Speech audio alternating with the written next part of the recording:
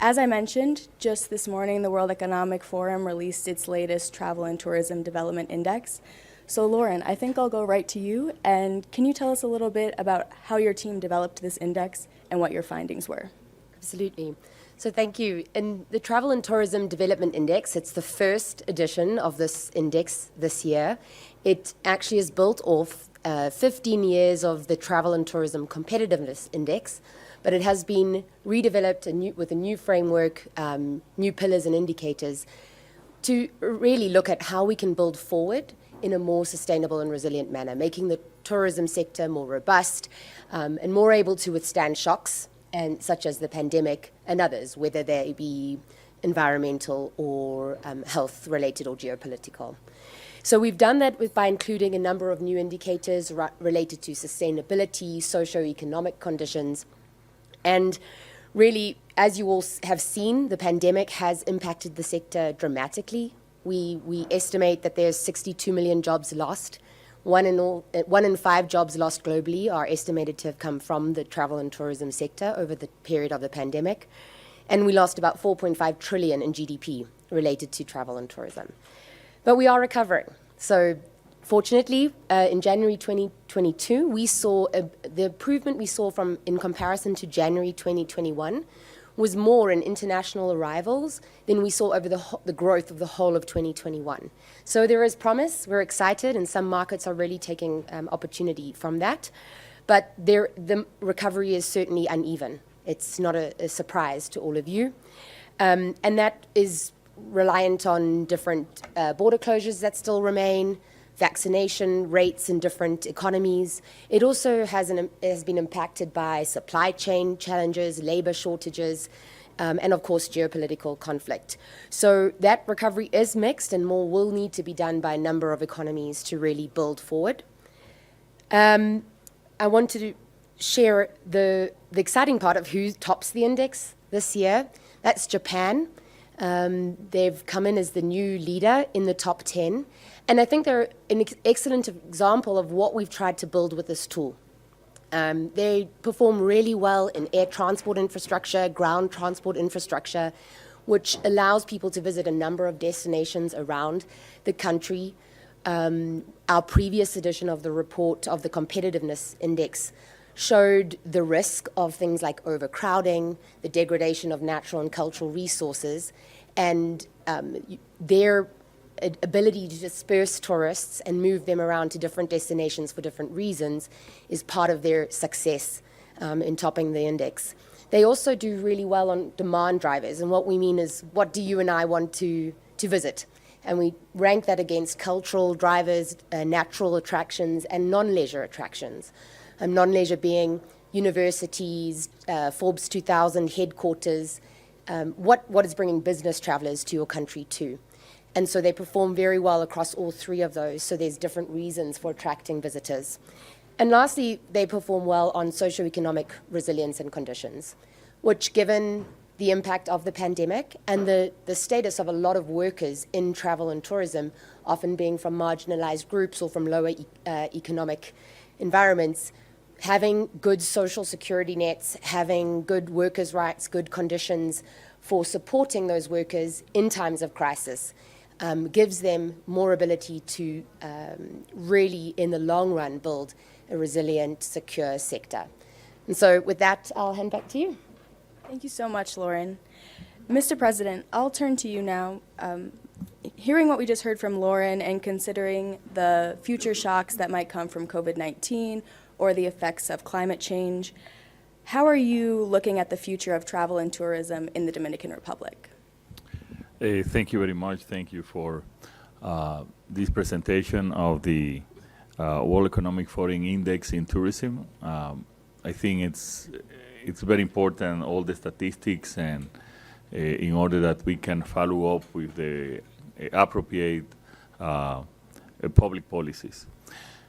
I see the tourism in Dominican Republic in a very optimistic and positive way. Of course, we are in very special circumstances, and we have to be followed every week. We have a tourism cabinet, which I am the head of the tourism cabinet, and the Minister of Tourism is the executive director. We work in every area of the government. Part of this tourism cabinet, we have the Minister of Health because of the pandemic, the Minister of Security, of Defense, the Interior and Security, and Minister of Defense, in order that we can have just one voice and one executive policies coordinated with all the government. And we had the tourism from just to put an example, from the United States, it has been growing. Now it's starting to grow again, tourism from Canada, which has been our second country of visiting. We had visitors from Russia, but now, you know the situation, even from Ukraine, you know the situation. The last plane that came to Kiev before the war was from Punta Cana, the last plane that arrived at the Kiev airport. So that gives you an idea of how tourism was growing in our country. But now it's starting to go to the same level in Latin America, Argentina, Chile, Peru. And Canada is taking the second country in order for the amount of tourism that goes. We had the best year in the best April ever in terms of tourism. We had the best. We're going to have the best May ever in tourism. We had the best December, and then it came Omicron, and that's why I'm saying that these are times that you have to be on top of the situation in order to take the correct steps and follow up with the correct policies. We were named on the World Tourism Organization as the country that has the best recovery in the world. Last year we had approximately more than 75% of pre-COVID, and this year we're going to go to pre-COVID levels. And in next year, I think we will have and I don't know if this year, but next year we will have the best year ever in tourism.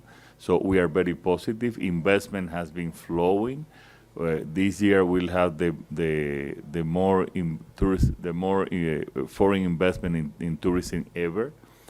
And speaking about the other and complementary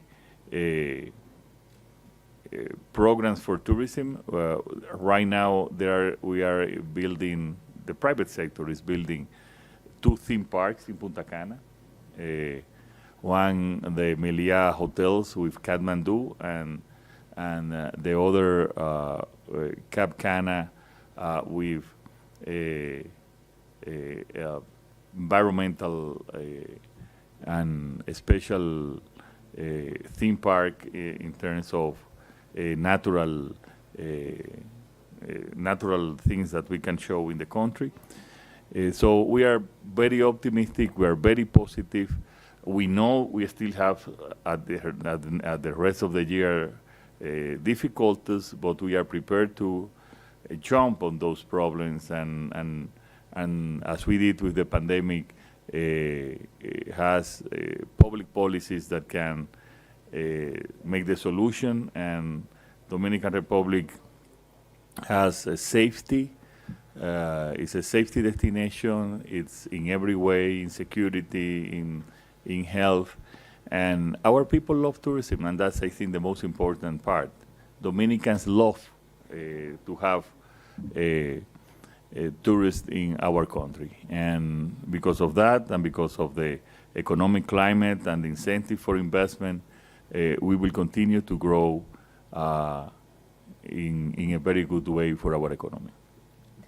Thank you, Mr. President. Ms. Bashir. Sorry, Ms. Bashir. I wanted to talk to you a little bit about small and local businesses, because I know Peak.com has worked a lot with that group of companies that does a ton in the travel and tourism sector. How have they adapted to new tourism trends, and how might their recovery look different from larger companies in the industry? Yeah, thanks. With Peak.com, just to give folks a little context, we're a platform for experiences. We work with thousands of small businesses to medium-sized businesses in things that range from water sports and zip lining to kind of museum experiences and cooking classes. And so we've had a couple of $1 billion of bookings through the platform. And so we've been really able to work with lots of small businesses and get a sense of what's been going on for them. And I'd say that, first, a record number of SMBs were created during the pandemic in the US. And I think that what we do see is entrepreneurs being incredibly creative, especially as you see emerging trends. And I think one of the big emerging trends that certainly that you've seen very strong, a strong trend in America has been around more local and domestic travel. In the context of the pandemic, I think that we saw folks were not able to travel, but they were still able to experience new things closer to home. And so, what we've seen is, people really being very creative and thinking through ways in which they might be able to help a local experience their neighborhood, or even travel 50 to 100 miles away and have an adventure. And so whether that's a farm experience, going apple picking with your kids, through to things that perhaps might be a little bit more adventurous, we've seen a lot of that happening. I also think that, one of the powerful aspects of SMBs is that they're incredibly creative about how they think about what is possible. So, for example, we have a partner in London called Unseen Tours, where they provide street tours of the UK in the streets of London, and they actually reskill homeless people in order to do that. And so, I really think one of the powerful aspects of what SMBs have been doing during this period is taking this opportunity to help educate people about their own cities, but also to be able to create jobs and awareness for those that might not be served very well otherwise. And so I think the rise of local and domestic tourism is going to bolster the economy in this sector a little bit, especially as we kind of come into what is very likely a serious recession. And I think that, where tourism may still be decreasing, I think people will still look to do things that connect them. I think experiences drive our joy. We have a lot of, in the US especially, a lot of savings. So even though consumer sentiment is going down, I do think people will still be spending their money on experiences. You've seen that consistently happen as a trend versus spending money on products. And so I think we'll see more of that. I think one of the last things I touch upon is that sustainability does matter to folks. And so, one trend that we've seen is that actually a lot of consumers are demanding that. About 80% of people when polled will say, actually, sustainability matters to me. But about half of them will say, I won't change my choices based on it. So, what we see is a market and a trend where I think entrepreneurs and SMBs are trying to meet that need and say, how can we be more sustainable so that folks are more likely to pick me over anything else? And so I think those are all important trends. The last thing I'd actually speak about is the use of technology. I think that, small businesses have tended not to be great at using technology, and yet that empowers and allows them access to a much broader range of customers, distribution opportunities, and even just the automation and opportunity it provides to reduce costs. And so we've definitely seen Peak provides software. We've seen a huge adoption of that as you've seen almost a 10-year leap forward on digitization among small and medium-sized businesses. And I think that will continue, especially in a recessionary environment where people have to be a lot more cautious about what they're doing and have to find new sources of demand. And that demand is both local, but I think as companies come back, you will see that demand gets into more of the remote working and off-site component. We've seen that whether there's a lot of talk about leisure, business and leisure being put together. But I actually think one of the emerging trends we're going to see is around companies that have gone remote, which we see a lot of in the US, needing to kind of find ways to connect their team and their workforce, whether that's in regular off-site kind of occasions or virtual experiences that are happening online regularly. That's where I'll wrap. Thank you so much. I think on that note, we'll open the room up for questions from the floor. A couple of my colleagues will be walking around with hand mics. So, yes, sir? Chris Cermak from Monocle. Maybe a question to Ms. Umpink and Mr. President as well. But Ms. Umpink, I wonder how the I guess how, when you looked at sort of adjusting this index as a result of the pandemic, with Japan also coming out on top, how did the pandemic itself impact that, and how you thought about Japan? Was it, in a way, some of the things you're describing, that sort of infrastructure within a country becomes more important because of what happened in the pandemic, and that it was important to spread it out? Was that related, I suppose? And a question to you, Mr. President, similar, I suppose. Did the pandemic make you think differently about tourism, the kind of infrastructure that you need within your country in order to be successful? Like to go first? No, please. Sure. All right, so thank you. That's a really good question. We actually started to review the index prior to the pandemic starting. When we published the last edition of the report, we really looked at the possibility of travel and tourism really degrading all of the assets that and the attractions that it depends upon through over-demand, over-competitiveness, mass tourism. So we were already seeing some trends necessary to spread tourism. More mature markets have a bit more difficulty in doing that. But being able to diversify the tourism opportunities in a country, spread the economic benefit to communities and different components of the industry. And so that was already the framework with which we went into it. We also worked with an advisory council that included, for example, the UN World Tourism Organization, looking at what are the things we need to prioritize or encourage countries to prioritize as they move forward. So that was the intent with which we went into it. And of course, when the pandemic hit, and we saw the major impact of a health crisis, but we had in our minds the impact of climate change, the potential for over-tourism, we looked at how do we measure the indicators that would help us to recognize the interconnectedness of the different parts of an economy that relate to travel and tourism, and how can we demonstrate countries that are starting to achieve this more and more, or thinking of this integrated approach. And so we already had some health and safety conditions in the original index, but we brought in more. We created an entire sustainability pillar where it's not just environmental sustainability, but socioeconomic resilience and conditions. And so the pandemic really only exacerbated the need for this change, because we didn't want to encourage countries to just grow. We were seeing unprecedented growth in the travel and tourism industry before the pandemic. We wanted to ensure that for us to continue to see benefit out of that, we did it in a sustainable and resilient manner.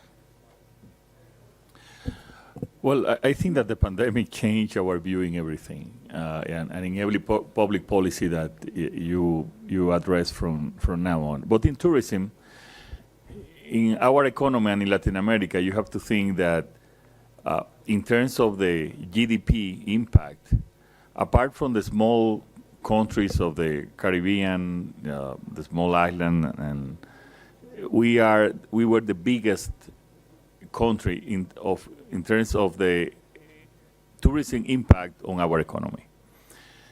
You see other countries as even Brazil. Some people think about tourism, but Brazil, the part of tourism in the economy is very small, and it's a very close economy. Or even Chile. Chile doesn't have an impact in tourism. Argentina, very small.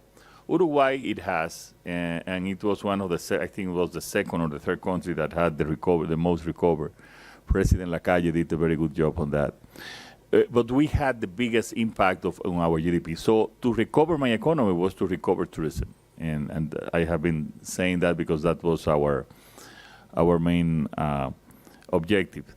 So we have to meet every week with the tourism cabinet to do all the necessary measures for that, and you have to think that this was a change every week from every country. So United States had one a specific requirement, and then Canada had another one, and then Europe changed another one. So we have to be, when we went into the cabinet meeting, we said, what is the change of the day?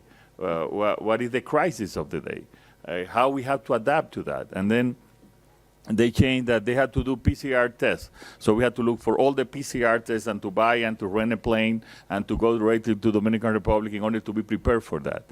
But we had to do it because we had thousands of Dominicans who depend on the job on tourism. So we were on top of that, and we were trying to, as far as we could do, to make a solution to that. And it helped us, and I think also in a lot of countries, that our health infrastructure, and not just the public health infrastructure, it had to become a reality. So we had to have at least a second-rate hospital, a second. We call it in Spanish un hospital de segundo nivel, where you can have surgery and special surgery, and sometimes even a hospital of a third level in every tourism destination. And we did. And as I said yesterday, we also created ourselves, and we said, with the statistics that we have, that people want to travel, and I just want to say something at the end about the crisis and economic crisis. Well, people want to travel, but they don't want to get sick where they travel, and that's what they were afraid of. So we created the first COVID insurance in the world. So we gave a free COVID insurance to every tourist that came to our country. And that gave trust and confidence for people to travel to our country, and that's, in terms of relative terms, we were the country who most recovered in the world from the COVID crisis. Concerning, and I want to finalize with this, concerning the economic crisis that could come, actually, in the first trimester, it came to the United States. They had the economy had a decrease of, I think, 1.4. I am an economist, so I believe that every crisis is different. So this crisis is very different from the other economic crisis that we had before. And because and it was said here, the sector that had the more impact and the more negative impact on the pandemic economic crisis was the tourism sector. And now it's starting to recover all over the world, with the exception of some countries, especially in China. I believe that even if can come a recession, I think it could be a mild recession, I think that the tourism part will not be part of that recession. It will continue to grow. I think the economic recession will come in other parts of the economy, because the recession cannot come from so low that it comes the tourism part. I don't know if I can explain very well. So I believe that it could be an economic recession, but I think that the recovery of tourism will continue. Thank you. Are there any other questions? We probably have time for one more, if there are. I don't see. Okay. If anyone has any other final thoughts to offer before we close out that you want to share with those gathered here in Davos today, please do. We'd love to hear. Please.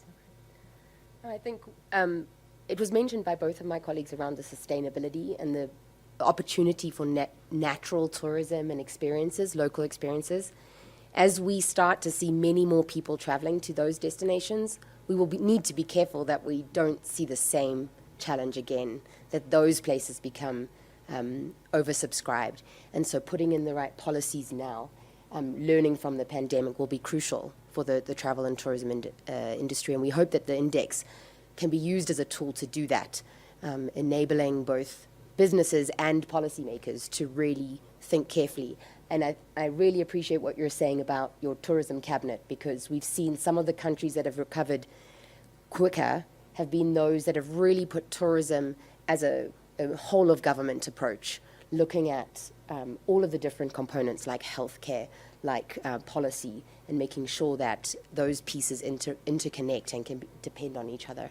And so we're excited about the recovery and look forward to supporting both country partners and industry to see that grow. I'd completely agree with that as well. I think it's incredibly important that policymakers are involved as well as private kind of entrepreneurs to do this. And I think, we talked, the big opportunity here is to diversify, right? We used to go to a specific place. We might first off only have a subset of places that we might visit, and then we had 3 or 4 major attractions that everybody wanted to go to. I think we are, within the context of those building, sites for consumers, we're beginning to realize that people have different preferences, right? So if I'm a foodie, or I'm a musician, or I love adventure with mountain biking or fishing, there's an opportunity to actually help you redefine what your 3 or 4 biggest kind of attractions might be. And that diversity, as you empower entrepreneurs to be able to meet that demand, creates a lot of opportunity. And I think where folks are flexible and agile enough to create those businesses to serve those needs, that's helpful. But it also creates an opportunity for us to go to new places, but also expand our horizon and what might be possible to do in a way that allows us to meet the consumer demands and needs, but also helps, diversify the opportunity in that local economy. I just want to add that when you mentioned the private sector, when we speak about cabinet tourism, our expanded cabinet tourism is also had a big part of the private sector. We had the Association of Hotels, the Association of Restaurants, the unions, especially on the transport part. So we involved in our decision. It's not just a government decision. It's a part of the whole tourism sector.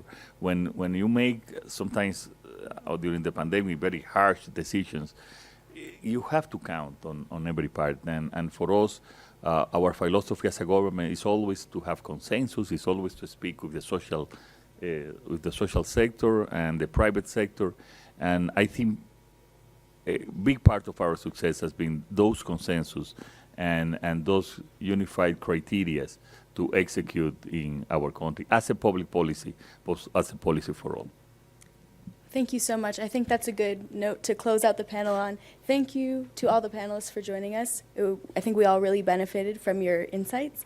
And thank you to all of you who joined today in the room and also watching on the live stream.